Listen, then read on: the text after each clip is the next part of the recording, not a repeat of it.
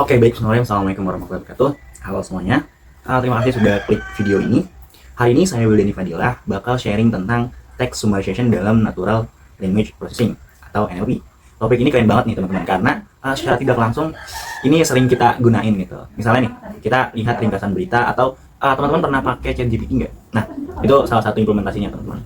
Maka ayo kita bahas lebih dalam lagi. Oke, pertama kita bahas dulu apa itu text summarization. Intinya ini adalah proses merangkum teks panjang jadi lebih singkat tanpa kehilangan poin pentingnya. Nah, di sini ada dua pendekatan yang sering dipakai teman-teman. Yang pertama ada ekstraktif, yang kedua ada abstraktif. Nah, ekstraktif itu langsung ambil kalimat penting dari teks aslinya gitu. Dan sedangkan abstraktif itu bikin ulang kalimat baru yang lebih padat. Nah, jadi ini bisa dipakai gitu ya dua-duanya tergantung teman-teman sendiri nih mau pakai yang apa. Jadi di sini kita menggunakan bahasa Python ya teman-teman. Jadi di Python itu ada beberapa library yang emang bisa digunakan untuk beberapa project. Nah, untuk project text summarization ini kita bisa gunain kurang lebih ada 4 library. Itu pertama ada NLTK. Jadi ini untuk tokenisasi, untuk pengawasan stop words atau kayak pokoknya untuk pengawasan kata-kata yang emang nggak perlu gitu ya. Biasanya dia nggak ada pun nggak apa-apa gitu. Yang kedua ada scikit-learn. Nah, ini fungsinya untuk membuat matriks frekuensi kata dan menghitung bobot relevansi. Ketiga ada RE. Ini untuk membersihkan teks dari simbol-simbol segala macam gitu. Yang terakhir ini ada NumPy gitu. Ini untuk perhitungan matematis seperti skor bobot. Nanti ini NumPy ini fungsi untuk menentukan kalimat mana yang akan kita gunakan sebagai ringkasan. Nah, lalu bagaimana dengan proses kerja dari text summarization ini?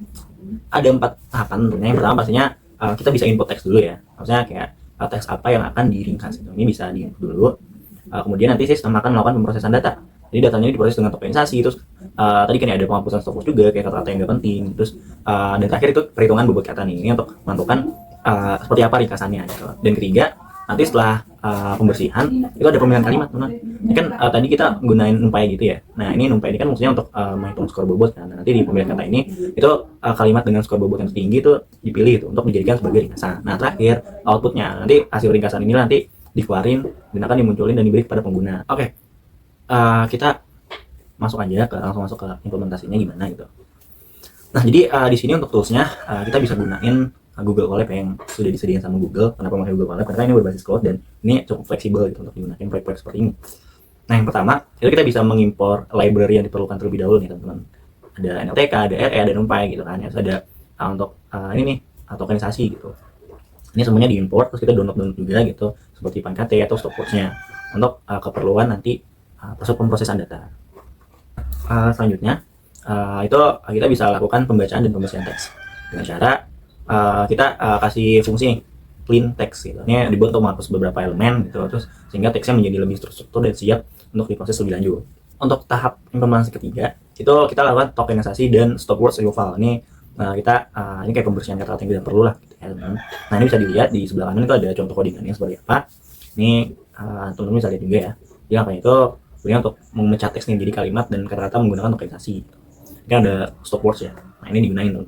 Setelah tadi kita melakukan tokenisasi dan stop words, maka kita membuat matriks frekuensi data. Jadi tahap ini itu matriks frekuensi tadi itu menggunakan fungsi count factorizer. Ini untuk menilai seberapa sering kata muncul dalam teks. Nah, kalimat-kalimat yang memiliki kata dengan frekuensi tinggi ini akan diberikan bobot lebih tinggi dan ini juga nanti akan mempengaruhi hasil ringkasannya gitu. Nah, ini di sebelah kanan udah ada contoh codingannya, jadi bisa dilihat. Di tahap terakhir, ini kita membuat ringkasan teksnya. Jadi ini di sebelah kanan itu udah ada codingannya ya teman. Ini nanti dari hasilnya kita bisa lihat skor. Terus ini kan berdasarkan skor tertinggi ya tadi, skor bobot tertinggi maka akan dijadikan sebagai ringkasan.